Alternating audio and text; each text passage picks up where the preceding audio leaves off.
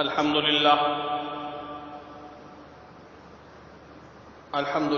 نحمده ونستعينه ونستغفره ونؤمن به ونتوكل عليه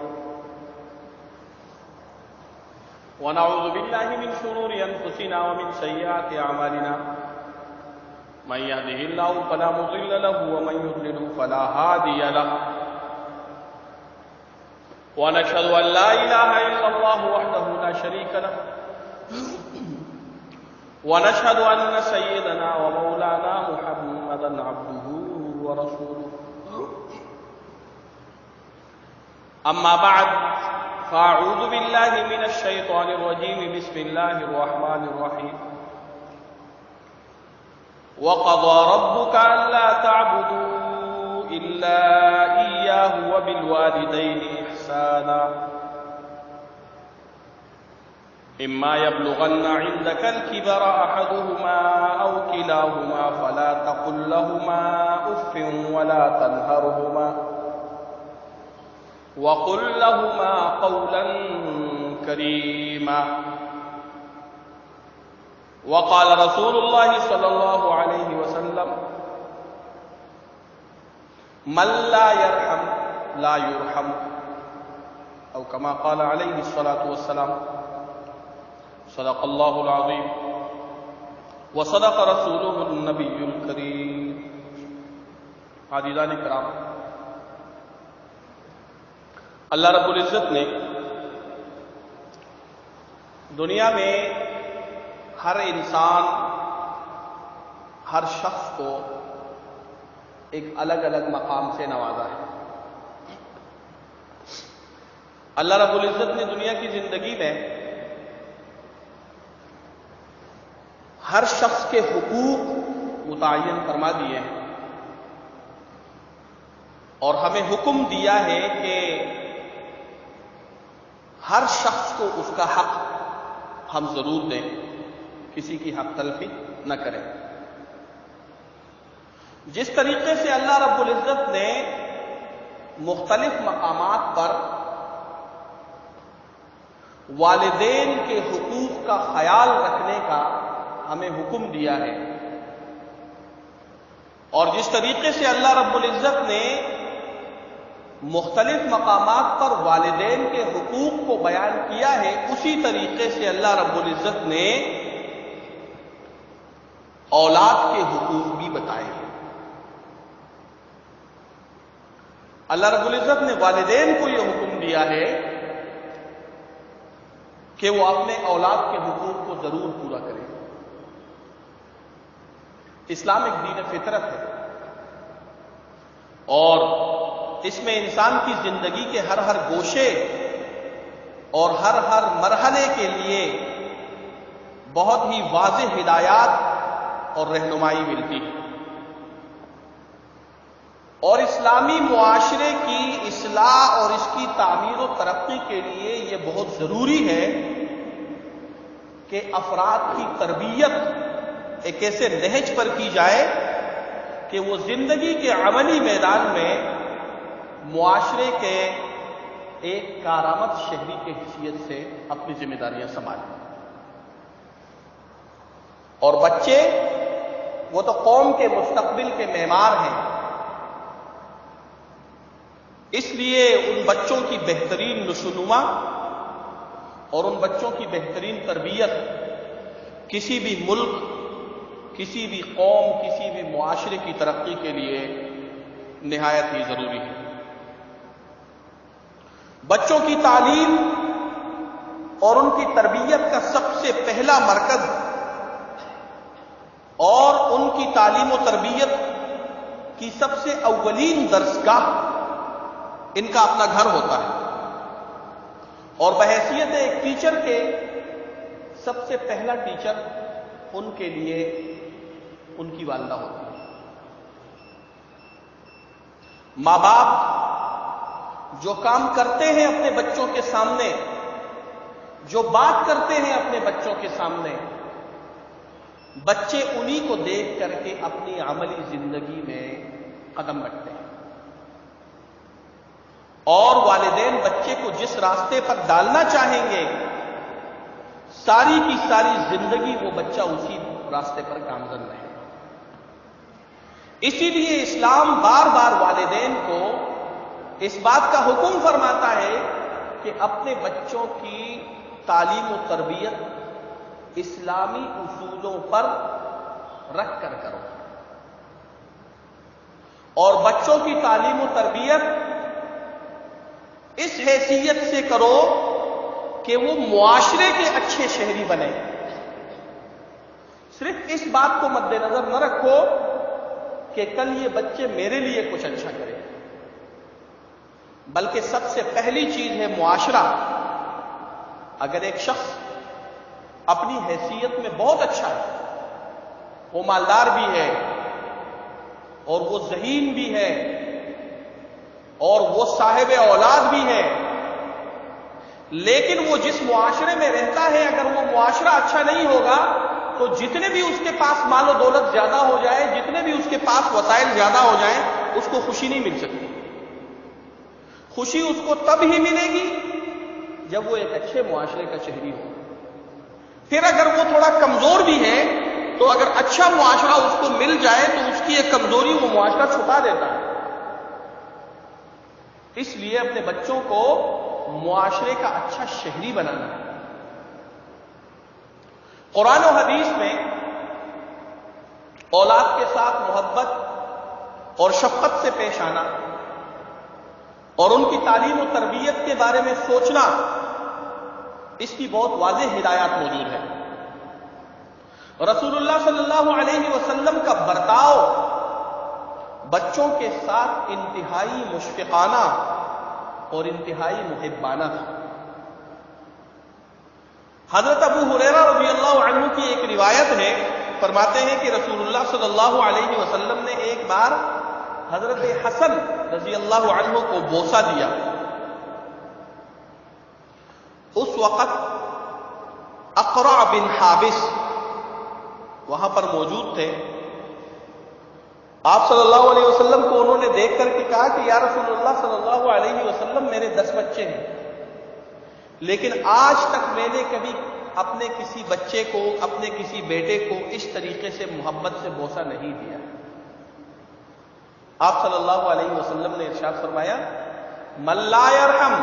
لا یرحم. جس کے دل کے اندر رحمت، رحم اور مہربانی اور مشفقانہ برتاؤ نہیں ہے تو اللہ رب العزت کی اس پر کبھی رحمت اور مہربانی نہیں فرماتی.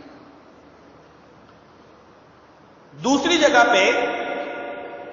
نبی کریم صلی اللہ علیہ وسلم نے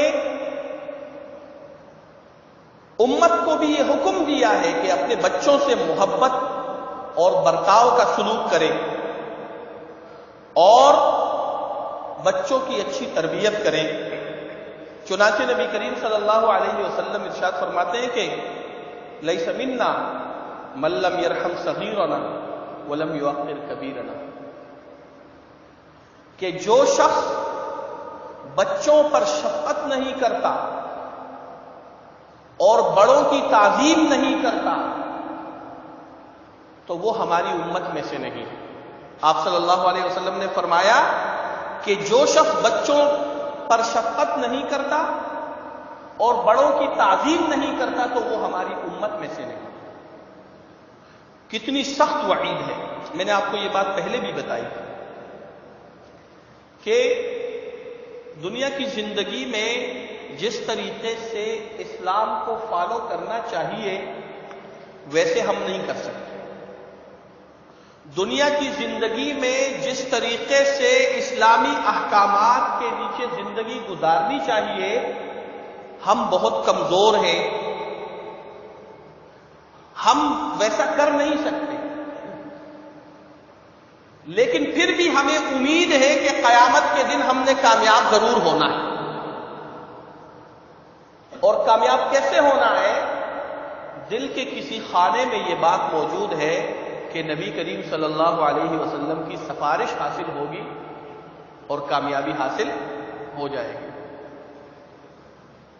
اور یہ امید بہت اچھی بھی ہے اور سچی بھی ہے، اس لیے کہ نبی کریم صلی اللہ علیہ وسلم ارشاد فرماتے ہیں کہ اللہ رب العزت نے مجھ سے وعدہ کیا ہے کہ قیامت کے دن میں آپ کو خوش کروں گا، جس بات پہ آپ راضی ہوں گے میں وہی کام کروں گا۔ اور آپ صلی اللہ علیہ وسلم نے ارشاد فرمایا کہ میں اس وقت تک راضی نہیں ہوں گا جب تک کہ میری امت کا ہر شخص جہنم سے بچ کر کے جنت میں نہ چلا جائے۔ تو امید ہمیں ہے کہ نبی کریم صلی اللہ علیہ وسلم کے ذریعے سے جنت میں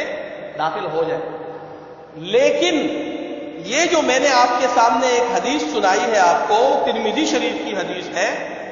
جس میں نبی کریم صلی اللہ علیہ وسلم ارشاد فرماتے ہیں کہ جو چھوٹوں پر رحم نہ کرے اور بڑوں کی تعظیم نہیں کرے وہ ہماری امت میں سے نہیں ہے۔ تو کہیں ایسا نہ ہو کہ ہم تو یہ آس لگائے بیٹھے ہوں کہ نبی کریم صلی اللہ علیہ وسلم کے ذریعے سے کامیابی پانی ہے، لیکن پتہ چلے کہ ہم نے کوئی ایسا عمل کیا ہے کہ نبی کریم صلی اللہ علیہ وسلم نے تو امتی ہونے کے ہی انکار کر دیا، تو پھر کیا کریں گے؟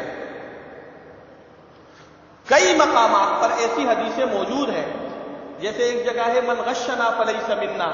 جو شخص ملاوٹ کرتا ہے، اچھے مال کو برے مال کے ساتھ مکس کر کے بیچتا ہے، تو وہ ہم میں سے نہیں، ہماری امت میں سے نہیں۔ دوسری جگہ یہ ارشاد، اور بھی کئی مقامات پر ایسے ارشادات ہیں۔ بعض گناہ ایسے ہیں کہ نبی کریم صلی اللہ علیہ وسلم نے فرما دیا ہے کہ اگر یہ گناہ کرو گے تو یاد رکھو کہ میں اپنی امتیوں میں تمہیں شمار نہیں کروں۔ تو اس بات کی فکر ہونی چاہیے کہ جب ہم دنیا سے جائیں تو نبی کریم صلی اللہ علیہ وسلم کے امتی کی حیثیت سے اس دنیا سے جائیں۔ قرآن پاک کے ایک آیت میں نبی کریم صلی اللہ علیہ وسلم اللہ رب العزت سے قیامت کے دن شکوہ کریں گے، وقال الرسول یا ربی ان قوم اتخذوا هذا القرآن مہجورا۔ اب جب شکایت کرنے والے نبی کریم صلی اللہ علیہ وسلم ہو، اللہ کے محبوب، اور جس ذات سے شکایت کی جائے وہ خود باری تعالی ہو، اور جس چیز کی شکایت کی جائے وہ دنیا کے تمام کتابوں میں سب سے بہترین کتاب قرآن پاک ہو، تو بتاؤ کہ پھر شکایت کیوں قبول نہیں ہوگی؟ نبی کریم صلی اللہ علیہ وسلم یہ شکایت کریں گے اللہ رب العزت سے کہ میری اس قوم نے میرے دنیا سے چلے جانے کے بعد قرآن پاک کو اپنے پشت پہ ڈال دیا، مطلب یہ ہے کہ قرآن پاک کے احکامات کو فالو نہیں کیا، اس کو دوسرے درجے میں رکھا تھا کہ سب سے پہلے تو ہمارے اپنے کام ہیں، پھر اس کے بعد دیکھیں گے، پھر قرآن پاک کو دیکھیں گے۔ ہم اس کے احکامات کو دوسرے درجے میں رکھتے ہیں۔ اگر ہمیں دنیاوی اعتبار سے کسی کام میں اسلامی احکامات کو دیکھتے ہوئے نقصان کا اندیشہ ہوتا ہے تو ہم یہ نہیں کہتے کہ اسلام کو پہلے رکھا جائے، نقصان کو بعد میں دیکھا جائے، بلکہ ہم کہتے ہیں نقصان ہو رہا ہے، کوئی راستہ نکالنا چاہیے، کوئی ہیلا بہانہ کرنا چاہیے کہ کسی طریقے سے یہ چیز جائز ہو جائے، مجھے نقصان نہ ہو۔ تو اس لیے بعض چیزیں ایسی ہیں جن کے متعلق نبی کریم صلی اللہ علیہ وسلم نے فرما دیا ہے کہ یہ گناہ کرنے والے میری امت میں سے نہیں ہیں، اور جب ان امت میں سے نہیں ہے تو قیامت کے دن ان کی سفارش کے حقدار بھی ہم نہیں ہوں گے۔ اس لیے ان تمام معاملات میں بہت ہی احتیاط کرنے کی ضرورت ہے۔ یہ جو آج کا جو ہمارا ٹاپک ہے اولاد کے حقوق، ہم اکثر والدین کے حقوق بہت بیان کرتے ہیں اور ہے بھی زیادہ، اس لیے کہ اللہ رب العزت نے اپنے حق کے بعد والدین کا حق بیان کیا۔ وَقَضَىٰ رَبُّكَ أَلَّا تَعْبُدُوا إِلَّا إِيَّاهُ وَبِالْوَالِدَيْنِ إِحْسَانًا۔ اللہ رب العزت نے فیصلہ فرما دیا ہے کہ تم اللہ کے سوا کسی اور کی عبادت نہیں کرو، وَبِالْوَالِدَيْنِ إِحْسَانًا، اور یہ بھی فیصلہ فرما دیا ہے کہ والدین کے ساتھ حسن سلوک کرو۔ والدین کے حقوق بہت زیادہ ہیں، لیکن اس کے ساتھ ساتھ کچھ حقوق اولاد کے بھی ہیں۔ اگر والدین اولاد کے حقوق میں کوتاہی کریں گے تو ان سے پوچھا جائے گا، جیسے ایک حدیث شریف میں موجود ہے، الا فکلکم راع وکلکم مسئولون عن رعیتہ، تم میں سے ہر شخص نگہبان ہے، سرپرست ہے، اور تم میں سے ہر شخص سے پوچھا جائے گا کہ جس کے تم سرپرست تھے ان کے حقوق تم نے پورے کیے کہ نہیں کیے۔ بادشاہ اپنی پوری رعایا کا سرپرست ہے، اور والد یعنی گھر کا سربراہ اپنے بچوں کا سرپرست ہے، اس سے اس کے متعلق پوچھا جائے گا، اور اہلیہ وہ اپنے شوہر کے مال کی سرپرست ہے کہ وہ اس کا خیال رکھے۔ تو اس لیے یہاں پہ یہ فرما دیا ہے کہ گھر کا جو سرپرست ہے، گھر کا جو نگران ہے، اس سے اس کے گھر کے لوگوں کے متعلق پوچھا جائے گا۔ اگر ہمارا بچہ اپنی ڈیوٹی پہ نہیں جاتا تو ہمیں پتا ہوتا ہے اور ہم اس سے پوچھتے بھی ہیں، اگر وہ اسکول کالج نہیں جاتا تو ہمیں پتا ہوتا ہے اور ہم پوچھتے بھی ہیں، لیکن ہم سوچیں کہ ہمیں کتنا پتا ہوتا ہے کہ ہمارے بچے نے 5 نمازوں میں سے کتنی نمازیں پڑھی، اس نے کون سی نماز قضا کی ہے اور کون سی نماز اس نے نہیں پڑھی، یا ہمارا بیٹا یا ہم جس کے سرپرست ہیں اس نے شریعت کا کون سا حکم توڑا ہے،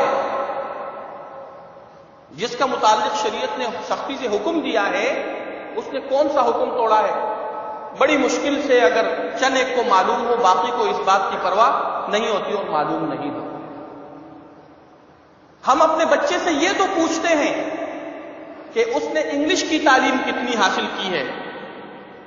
لیکن بہت کم لوگ ہوتے ہیں جو یہ پوچھتے ہیں کہ اللہ رب العزت نے تمام کتابوں کی سردار کتاب جو اتاری ہے، میرے بچے نے اس کو کتنا پڑھا ہے۔ اس لیے فکر کرنے کی ضرورت ہے۔ ہم جب اپنے گھر کے نگران اور نگہبان ہیں تو ان تمام باتوں کو دیکھنے کی ضرورت ہے۔ میں آپ سے یہ نہیں کہتا کہ دنیاوی معاملات میں آپ اس کی بات پرس نہ کریں، ضرور دیکھیں، کالج یونیورسٹی بھی اس کو جانا چاہیے، اپنی تعلیم بھی اچھے طریقے سے پوری کرنی چاہیے، لیکن اس کے ساتھ ساتھ اللہ رب العزت کے حکموں کو بھی پورا کرنا چاہیے۔ ہم اس بات پہ بھی اس کو ٹوکیں، ہم اس بات پہ بھی اس کا محاسبہ کریں کہ اللہ رب العزت کے حکم اس نے کتنے پورے کیے ہیں اور کتنے چھوڑے۔ یہ والدین کی ذمہ داری ہے اور یہ اولاد کے حقوق ہیں والدین پر۔ اگر ہم اس کو پورا نہیں کریں گے تو اس کے متعلق ہم سے سوال کیا جائے گا۔ نبی کریم صلی اللہ علیہ وسلم کی حدیث موجود ہے۔ اس لیے اپنے بچوں کی اچھی تعلیم و تربیت کرنا اور معاشرے کا اس کو اچھا شہری بنانا، دنیا کی زندگی کی کامیابی کی بھی فکر کرنا اور آخرت کا جو بڑا امتحان آنے والا ہے اس کے کامیابی کی بھی فکر کرنا۔ جس طریقے سے ہم اپنی کامیابی کی فکر آخرت کے امتحان کے لیے کر رہے ہیں، اسی طریقے سے اپنے بچوں کی کامیابی کی فکر بھی اس آخرت کے امتحان کے لیے کریں، تاکہ کل ایسا نہ ہو قیامت کے دن کہ ہم تو جنت میں جانے والے ہوں، لیکن ہماری کسی کمی کوتاہی کی وجہ سے ہمارا ہی کوئی جس کے ہم سرپرست تھے ان میں سے کوئی کہیں جہنم میں جانے والا نہ ہو۔ اللہ رب العزت ہم سب کو ان تمام باتوں پر عمل کرنے کی توفیق نصیب فرمائے۔ وآخر دعوانا الحمدللہ رب العالمین۔ سنت